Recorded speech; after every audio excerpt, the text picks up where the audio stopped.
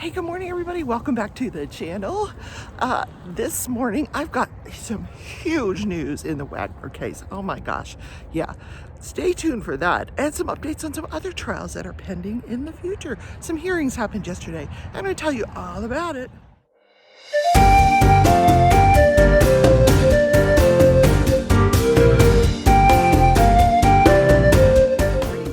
Crafting Journey here, that journey chick over on Instagram, and on my other YouTube channel I am known as The Leftovers. The link to that channel is down in the description if you care to check it out. I would appreciate it. That's my reselling channel where I go to Goodwill and yard sales. No yard sales now.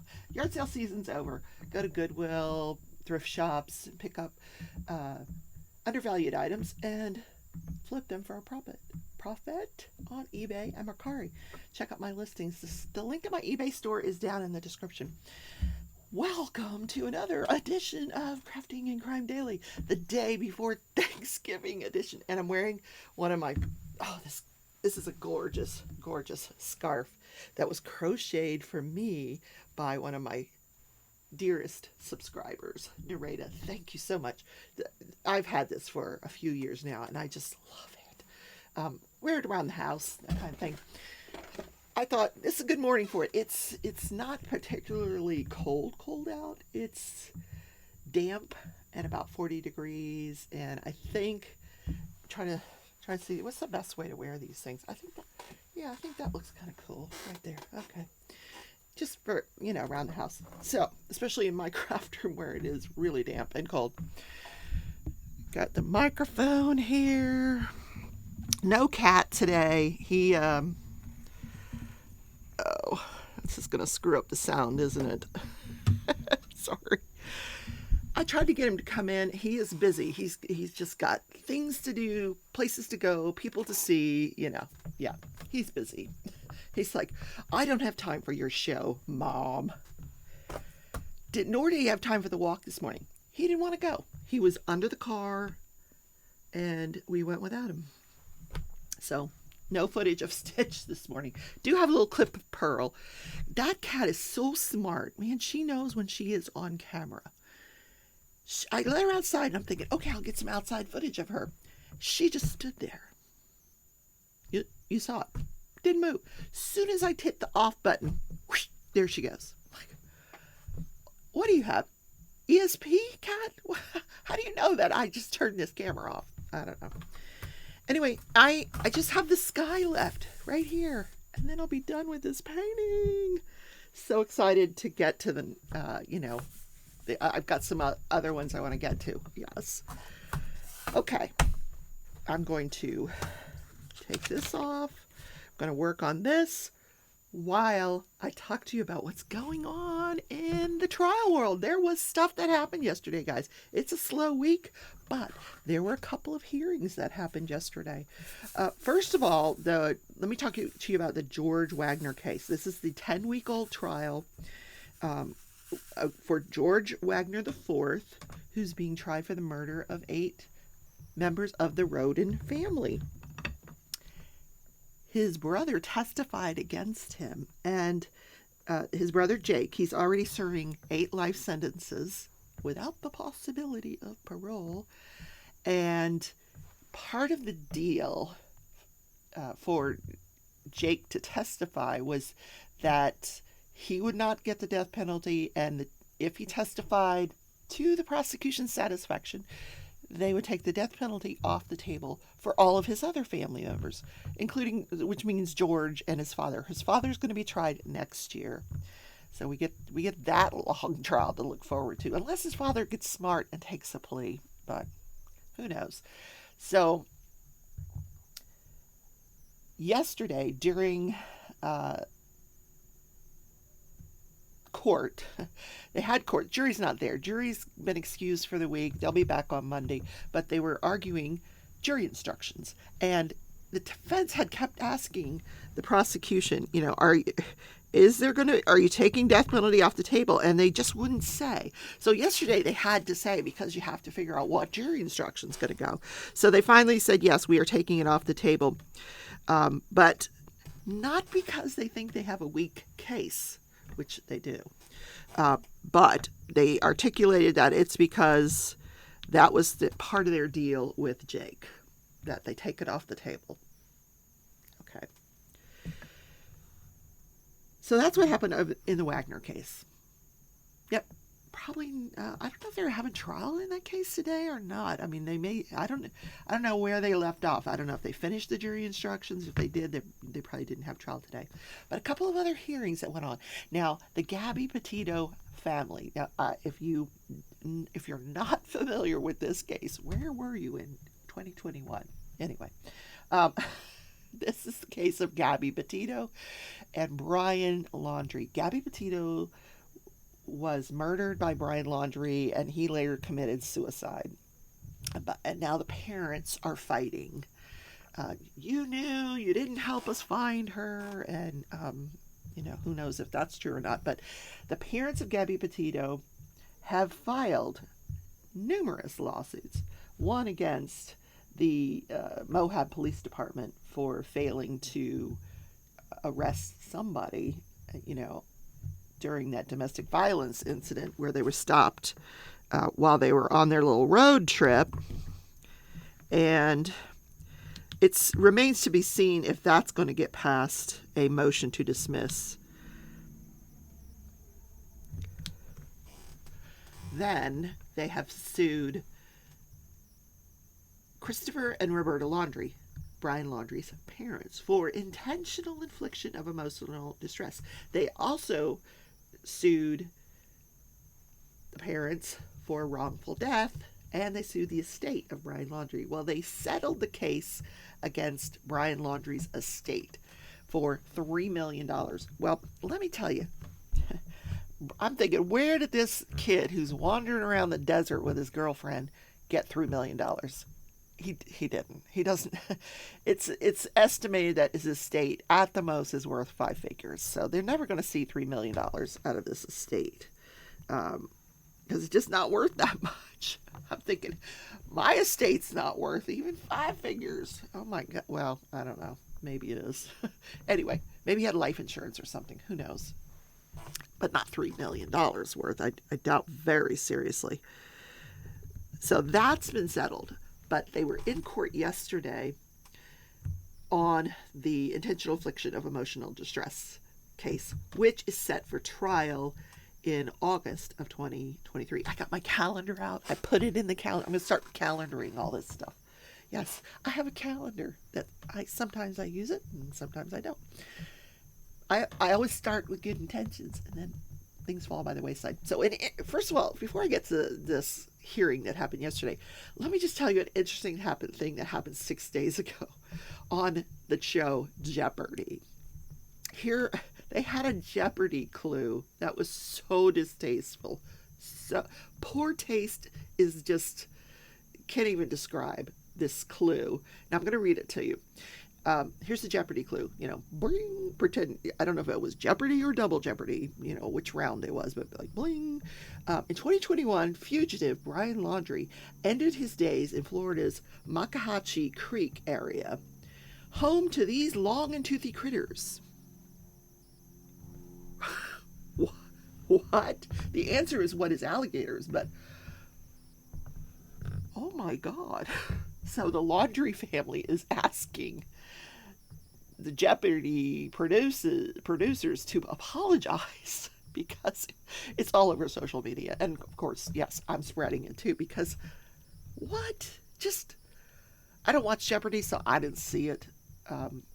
Yeah. I'm too busy for Jeopardy and Wheel of Fortune, and I'm just not that old yet. Okay, someday I'll settle in and I'll start watching it. Yeah, but not yet. Jeopardy's a great show, but I can't answer the questions. I'm like, I have no idea what my sister's behind me shouting answers. I'm like, what? Okay, yeah. So, all right, back to the hearing that happened yesterday. I digressed a little bit. So, the family of Gabby Patito has set, or is attempting to set, the depositions of Christopher and Roberta Laundrie. So their attorney was asking the court for a protective order. What he wanted the judge to do was limit the questioning of his clients to just just surrounding. This all stems from a statement made on their behalf by the attorney. And I tried to find that statement and I couldn't find it. But anyway, so he was trying to limit it to just, questions surrounding that particular issue and nothing else. And the judge says, well, why should I treat your case any different than any other case? Why is this different? Why should I do that? And so the defense tried to argue that, there's been so much publicity surrounding this case that, it's opening my clients up for embarrassment and ridicule and blah, blah, blah. And the judge says, yeah, because he says as soon as they finish these depositions, they're going to be out in social media and it'll be everywhere. And judge says, well, isn't that the case with every deposition that's filed to the court? It's all public record. You can get it off the computer in a heartbeat.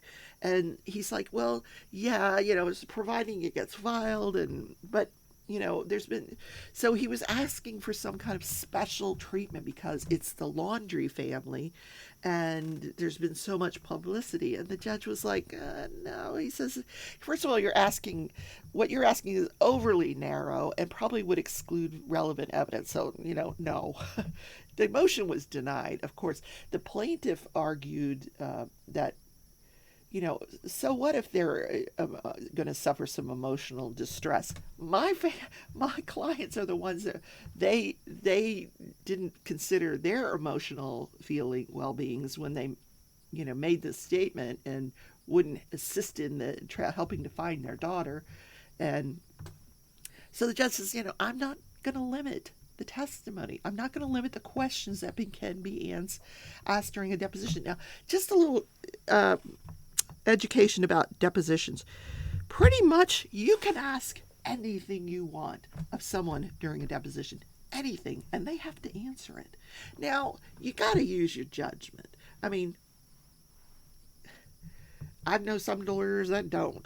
Well, I've worked with some that would just ask the craziest questions and then make the people answer it. I had one, well, no, I'm going to go, yeah, I'm not going to go there. Anyway, so it's not limited, and it's not even limited to relevant evidence. It can be anything asked in a deposition. Now, whether any of that gets used in the trial, that's another story. And it's an argument for another day. But during a deposition, you can ask them anything. When did you get here from the planet Mars? Anything. So the judge denied their request for a protective order and said, I'm not going to limit this. So then in a last-ditch effort, the defense attorney says, well, how about appointing a special master in case something comes up during the deposition and we want a ruling? And the judge says, no, you guys are both really smart lawyers. He says, you're getting along, aren't you? And he says, yeah, we get along great. So he says, the only time I really appoint a special master, and I've needed a special master, I had one attorney that would just ask, he was just, and I would actually instruct you can't instruct your client not to answer, but you can ask that the question be certified so that later on you can go in front of the judge and say, listen, and you better make darn sure that question is not something that should have been asked. Darn sure. Because if you go in front of that judge and you lose on a certified question, that means you got to reschedule the deposition and they get to come back and he gets to ask the question. So if you have a special master there or available during the deposition, they can make a ruling right away. And this is usually, like the judge said, when the attorneys are not getting along. He says, you guys are getting along. Use your judgment. Okay? You guys are professionals. I think you can work out whatever disagreement might come up during a deposition. And that's the story. So during, interviews after the hearing, the defense attorney hinted that a lot of the questions may be answered with, Fifth Amendment. I plead the Fifth. You know, their constitutional right to remain silent. So that's how that deposition may go. And if that's how they answer, that's, you know, you have to respect that. That's their answer. So, you know, like I said, you can ask anything you want, and the answer you get is the answer you get. Yeah, you have to accept it. I need more coffee. I'm getting used to the Folgers. Yeah, it's not bad, really. Once you get used to it. Like the first day, I was like, oh, this is not Dunkin' Donuts. No, it's not. It's Folgers. But anyway.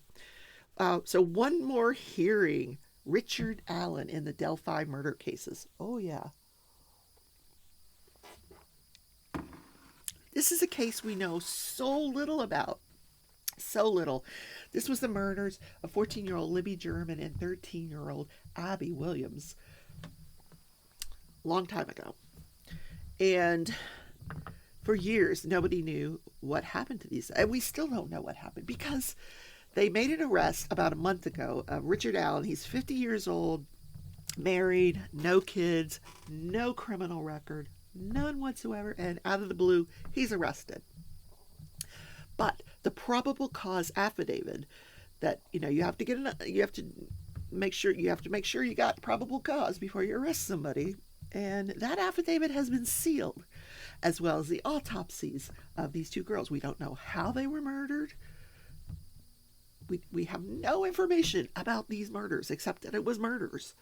They charged Richard Allen with the murders of these two young girls. So yesterday they had this hearing. The defense is asking the judge to unseal the probable cause affidavit. And his argument was a good one. He says, you know, this case has been very public, and you have asked for years the public's assistance in helping us solve the crime. Well, I'm asking you to unseal it so we can, because the plaintiff did admit that Richard Allen may not have acted alone. What? Yeah. He may not have done this alone.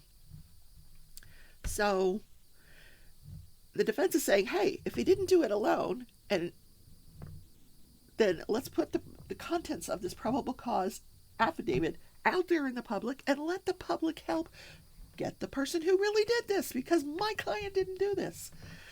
So the judge did not rule. And we don't know if we're going to get a ruling.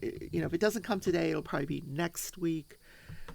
But if it is released, this probable cause affidavit, the plaintiff or the prosecution has asked, can we please have the names of the witnesses redacted? Because, you know, we want to protect at least that much. So it's likely that that's what's going to happen. It probably will be released, and then we'll have a little bit more information about what happened to these two teenagers out there in the woods. And the witness names will likely be redacted when that does come out. And I'll have it for you. Yes, I will. So, all right. I do have a crime story for you, but I'm going to film that separately over the holiday here. So you're going to get that maybe on Friday, but I have more research to do. So trust me. Anyway, I'm going to get to diamond painting, have some breakfast. I'm going to bake an apple pie today, a Dutch apple pie. It's the kind that doesn't have the crust on top. It has the crunchy stuff, which is what my son, he asked me to bake pies, and I said an apple and a pumpkin. So my sister's going to do the pumpkin. I'm going to do the apple. And he's like, you know, the kind with the crumbs all over the top. And I'm like, okay. I don't know if I've made that before, but it's easy. It's not a big deal. So I'll make that for him. And then I'm making homemade macaroni and cheese. Yum. Yeah, so good. I'm just looking at this window. Boy, is that window dirty.